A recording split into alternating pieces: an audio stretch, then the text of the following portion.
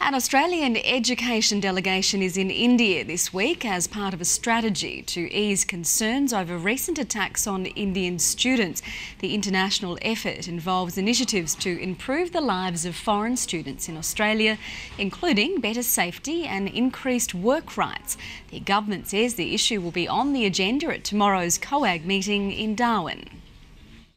And in COAG today and tomorrow, the Prime Minister will join with the Premiers and the Chief Ministers to underline our nation's concern about the events and to make sure that Indian students feel safe and secure and the Indian people are confident about Australia as a destination, but also to look at whether there's more that we can do. The delegation will meet Indian ministers and officials to listen to their concerns and provide assurances. And now joining me in the studio is David Barrow from the National Union of Students. David, good to have your company on Sky News. Well, we've heard these reports that the deaths of more than 50 foreign students have been suppressed. Do you agree with this? What do you know about this? Well, we don't know the details yet, but we need to know all of the facts for this Senate inquiry and the ministerial roundtable that are coming up.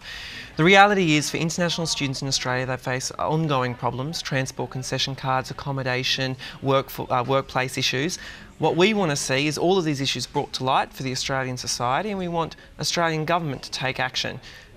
So basically the way that international students are viewed, you don't agree with. You think there should be more value put on these students? Well, that's right. I mean, at the National Union of Students, we care about the individual student, not about, the market or the industry. We think it's important to value these people, and we think for the last 12, 15 years, the government has treated individual international students as cash cows. If we're going to continue educating these students, you can't treat them like that. Yeah, because there are, of course, reports out this morning that all this suppression of these deaths has been done to protect what is a very lucrative $15 billion overseas student market. Yeah, well, what they need to realise is if they're not caring about the individual students who come and not supporting them with welfare services and other services, then the damage is already done, and that will only get worse if they're suppressing figures. We need to have a look at this situation, warts and all, and then act. They can't spin their way out of this, they have to spend their way out of it. But do you not agree that these figures, there's suggestions that they may have to be kept under wraps to avoid any anxiety among students coming here?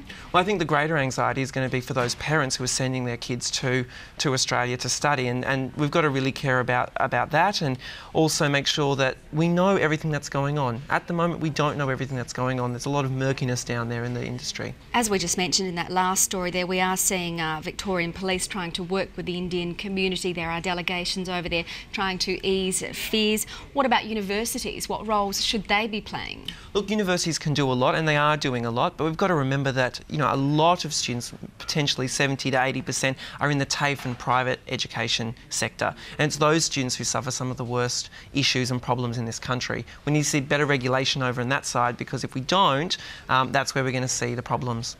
All right, David Barrow, we appreciate your time on Sky News. Thanks very much. Thank you.